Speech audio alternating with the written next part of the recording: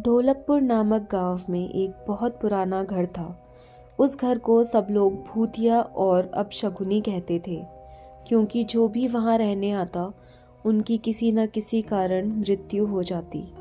इसीलिए वो घर खरीदने के लिए कोई भी तैयार नहीं होता था। एक बार उमेश नाम के आदमी ने उस घर को बहुत ही सस्ते दाम में खरीद लिया और अपने बेटे दीपक के साथ सारा सामान लेकर वहाँ रहने आ जाता है। घर में आने के 1-2 दिन में ही उमेश को अपने आसपास अजीबोगरीब घटनाएं होने का एहसास होने लगा। पहले तो इसे वो नज़रअंदाज करता रहा, लेकिन घर में जब उसे किसी की मौजूदगी का एहसास होने लगा तो वह सतर्क हो गया।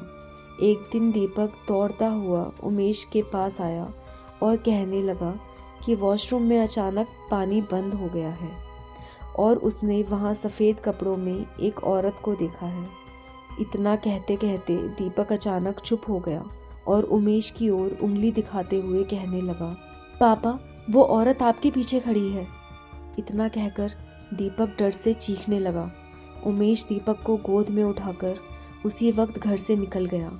दीपक बहुत सहम गया था, तो उसका डर भगाने के लिए उमेश ने उसके लिए एक कुत्ता खरीदा और साथ लेकर दोनों घर आ गए। एक रात बहुत तेज़ बरसात हो रही थी जब अचानक घर की बिजली चली गई। उमेश ने घर से बाहर देखा तो आसपास के सभी घरों में बिजली थी, सिवाय उसके घर के। तो उसे लगा कि ज़रूर पावर सप्लाई में गड़बड़ हुई है। दीपक को सहमा देख उमेश उसे अपने साथ बिजली ठीक करने के लिए ले जाता है। उनका कुत्ता भी यहाँ वहाँ देखकर ज़ोर से भौंकने लगा। उमेश को आभास होता है कि कोई उनके पीछे पीछे आ रहा है। पावर हाउस का दरवाज़ा खोलते ही उमेश को एक लाश दिखाई देती है।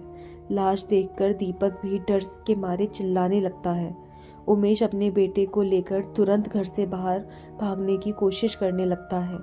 घर से बाहर निकलते हुए अचानक उमेश का पैर दरवाजे के पास बनी एक लड़की की बनी सीढ़ियों में फंस जाता है और बहुत कोशिश करने पर भी वह पैर बाहर नहीं निकाल पाता। दीपक अपने पापा को बाहर खींचने की कोशिश करता है, लेकिन काफ़ी प्रयास करने पर भी उसका पैर बाहर नहीं निकल पाता।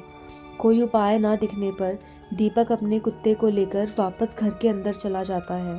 तभी वो औरत दीपक को एक कमरे में खींचकर ले जाती है। कुत्ता भी उसके पीछे भौंकते भौंकते उसी कमरे में चला जाता है। थोड़ी ही देर में कुत्ते के भौंकने की आवाज़ बंद हो जाती है और दरवाज़ा खुद ब खुद बंद हो जाता है। वहाँ उमेश भी करीब 15 मिनट तक कोशिश करने के बाद अपना पैर बाहर निकालने में सफल हो जाता है।